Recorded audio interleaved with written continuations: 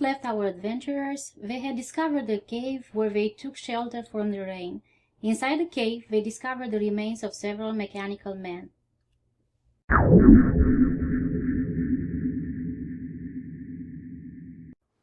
"What are these?" asked Mirabelle. "I have seen them before. They are called constructs." Mirabelle studied the expression on the orca's face. "These are not, nor were they ever, living creatures," said Groon. "Where did they come from?" asked Mirabelle. The orca was silent for a moment. "I will tell you a story," said Groon. Buzzle's head was caught inside a construct, but Mirabelle and Groon paid him no attention. Mirabelle wanted to hear the story. "When I was a child, even younger than you," began Groon, "ships came from the stars to faraway land. These ships brought beings who called themselves the Boom.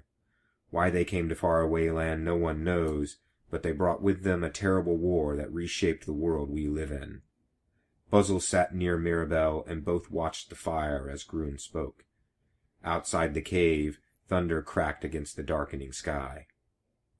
Many of the peoples in faraway land found a common enemy in the Boom. Enemies became allies and stood against the invasion. But the Boom and their squid minions were too powerful, and many of those who defended faraway land died in the battles. Buzzles hid behind Mirabelle. It was when things looked darkest that the ancient Olantis rose from their deep slumbers.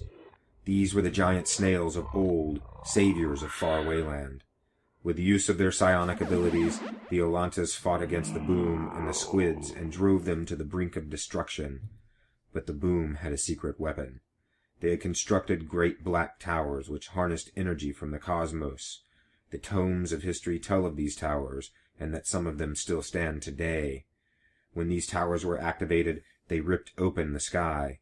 From these fissures came hordes of creatures, chunks of land from other worlds.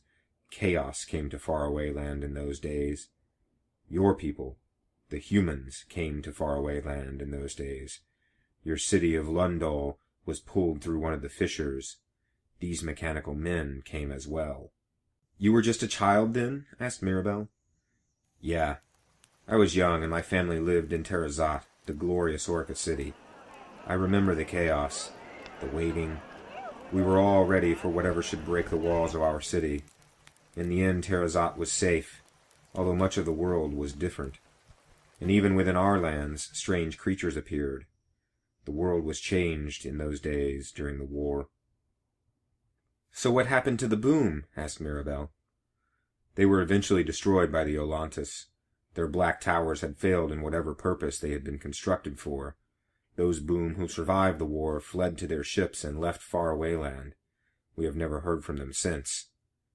"So they could return," said Mirabelle. Buzzles was still hiding. "Maybe," said Groon. "But the Olantis are still here, still asleep deep in the world.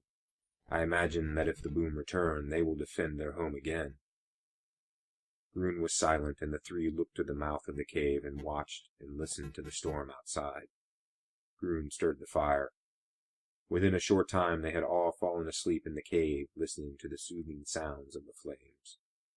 As she slept, Mirabelle heard the voice that had told her to run from the orphanarium. The voice came to her as she stood in the familiar field. The blue-cloaked figure approached. Mirabelle felt the power and the fear, and just as the figure revealed her face, Mirabelle awoke and found that she was in the cave, Buzzles snoring, Groon's hand on his halberd, his watchful eye closed. Outside, the rain was letting up.